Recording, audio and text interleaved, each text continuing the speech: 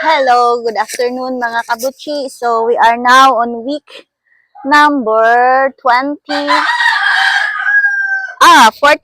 of year 2024. So as you have noticed mga kabuchi, my garden is full of light. It's because we already removed the old trellis here. Only one post is still standing mga kabuchi. I did not remove this one because it's still stronger mga kabuchi.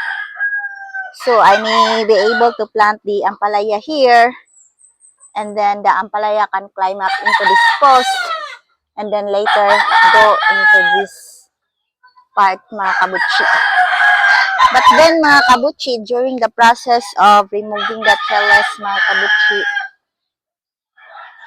because of the difficulty level, though I have some help mga kabuchi because I was not able to do it alone. So, the beans mga kabuchi, oh. So, the beans above will be dead mga kabuchi.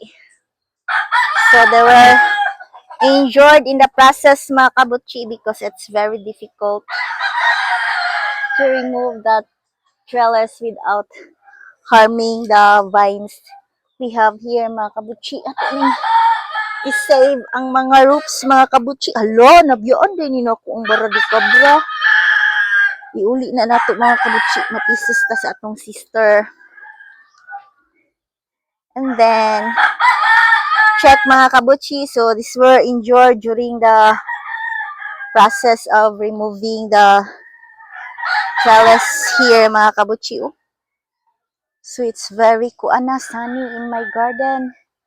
Then, look at our shallot mga kabuchi. So, this is what happened to our shallots. So, we have already shallots who are dead mga kabuchi. So, very difficult to plant. I think I can only afford to plant ginger in this garden mga kabuchi. Look at the ampalaya mga kabuchi. I murdered the ampalaya. But look at over there mga kabuchi. There's the ampalaya seeds mga kabuchi. Oh. So, I don't know if I'm going to collect the seeds mga kabuchi. Maybe not. Okay. So, the talong mga kabuchi are all good. Danay bungang talong mga kabuchi. Papaday na yung bunga. So, the talong is very healthy. This one is not healthy. And also, this one is not healthy mga kabuchi. Pero at least this one is healthy mga kabuchi. And then I also installed my garden edge mga kabuchi. Oh. So, the width of my garden here mga kabuchi will be only that wide mga kabuchi because it's also difficult to reach in the other side. Because there's already a fence. Though mga kabuchi, I also planted beans and ampalaya seeds outside the garden edge mga kabuchi. Just for fun. But this is already the planned with mga kabuchi. So, I think I'll buy another set of this one mga kabuchi. So that I can put here and then here.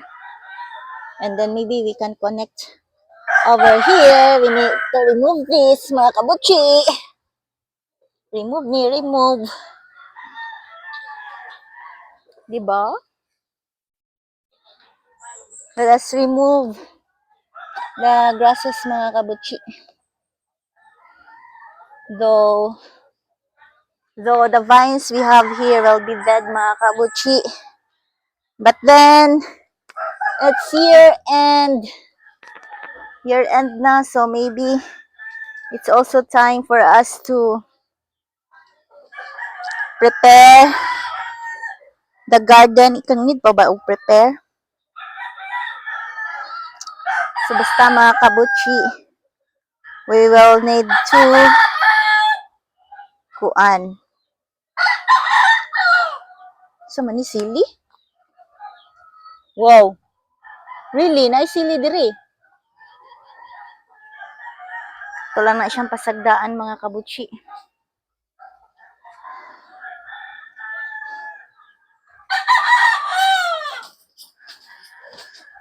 Uy! Sabong mga kabutsi!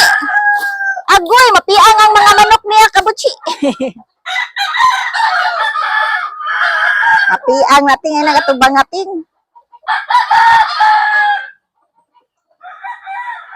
So beautiful na unya ni mga kabutsi. Once another fresh, we need fresh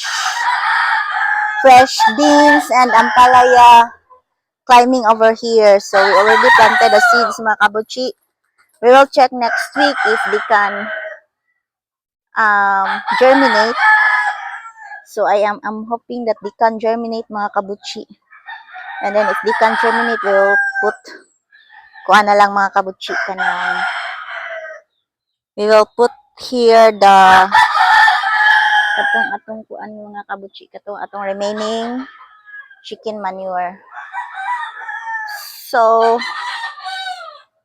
kani nga luya mga kabutsi, I think got mo sa kong sister. I don't know, let's wait for the luya to die mga kabutsi, and then we will harvest the remaining ginger, and then we will also let the young ginger here grow. So the ginger planted in this side mga kabutsi, they died, so we will replace the gingers here mga kabutsi. And then I also put some rope mga kabutsi as guide mga kabutsi, but then I think I was not able to make it straight mga kabutsi, di ba? Mura siya Great Wall of China. So mga kabutsi, that will be the case mga kabutsi. So we will put here until here mga kabutsi. So we will remove na lang this one mga kabutsi, and then we will put the soil here. So I'll buy another 10. So 1, 2. Hope that I can make it a circle over here mga kabutsi. So ana lang sa siya. That's the plan for next year. And then look at this mga kabutsi. My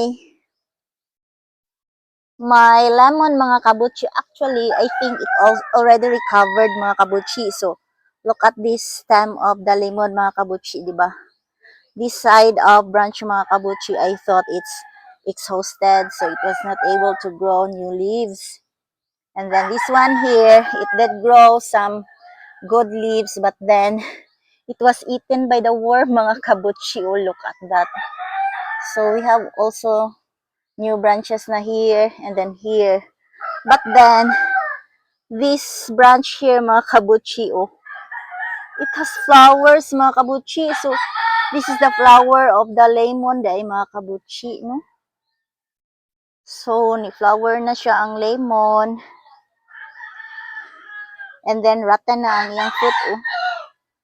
So I'm thinking mga kabutsi of just let it bear some fruit na mga kabutsi anyway. It's not dying anymore, so it already recovered. So the lemon will have fruits.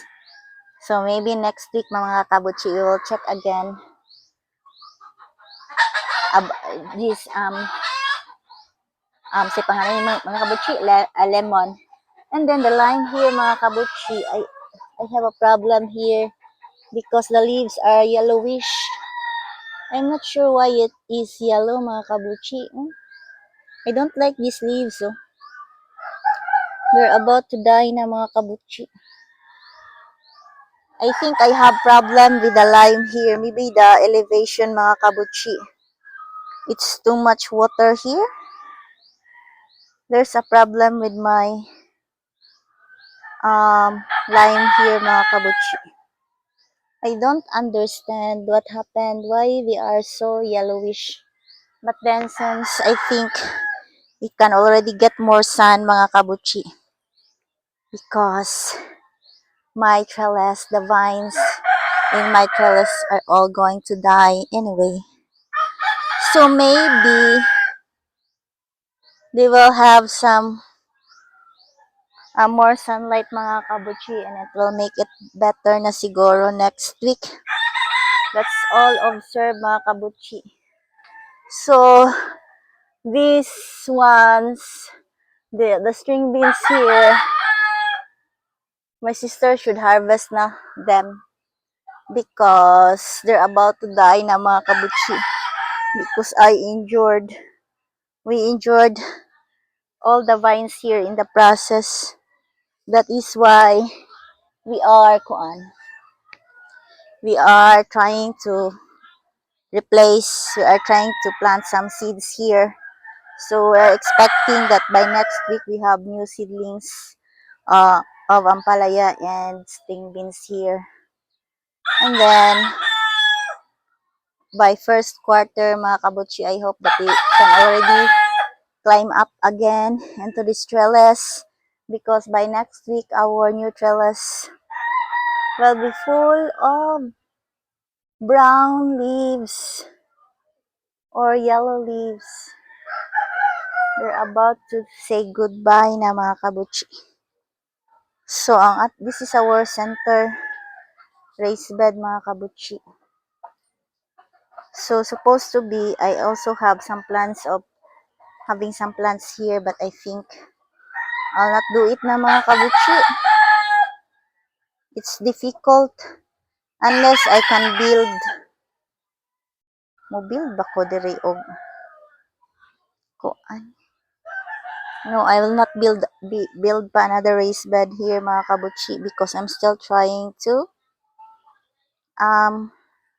correct to complete my new raised bed here. So I'm trying pa to complete, and then trying to complete to the raised bed also in there. Maybe I will just close it here, no?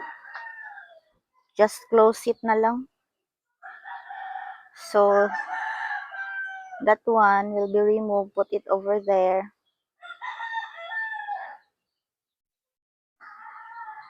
We'll see what we are going to do pa mga kabuchi in the future. So andin I think I can also use a raised bed ba? Using that one, no mga kabuchi. I will order lagi another 10 and maybe continue having it from here to there. I can create a small raised bed here para fully utilized gid ang kuan. So I can plant just alugbati or something over here. But at least it's elevated na, no mga kabuchi.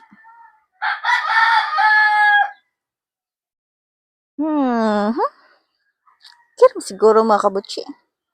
So with the new garden edge, we need to elevate the kuan gyud, the soil mga kabuchi.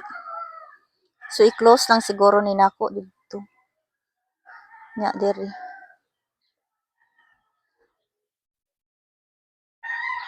Diba? So we will start again doing compost. Well, because I will no longer be buying soil na mga kabuchi, unlike before. We will just have to create our organic soil if we can. We'll try and try.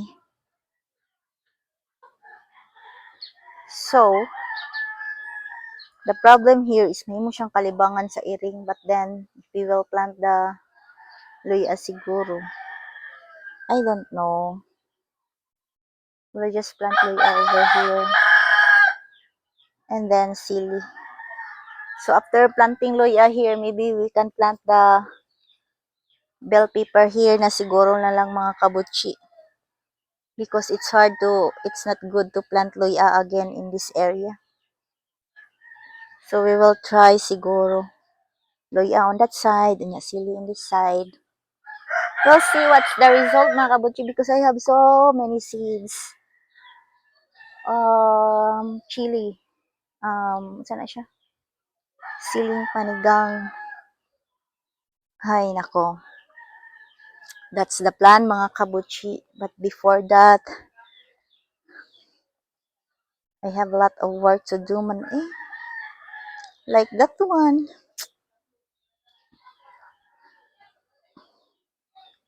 Soil will be a problem. But at least I have a good eggplant here. So, at least maka-harvest tag isa. So, I think the ginger will be for harvest first quarter of the year. So, we will be planting sili first quarter of the year also. But this one, the shallots here, we have no future with our shallots. So, in this area, we will be planting the loya. So, we'll plant loya here mga kabutchi. And then the sili will be planted over there. So, this is our week number 49 of year 2024 mga kabutchi. So, 3 weeks more to go and we will be starting another year. Di ay nice ra banta kay mga kabutchi, no? So, at least mga kabutchi, there's so much sunlight in my garden already. That's what I like. So, it's really good to have our trellis up mga kabutchi. Oh. Can't be reached. Okay, sige mga kabutchi. This is now the end of our video. Thank you for watching. Bye-bye.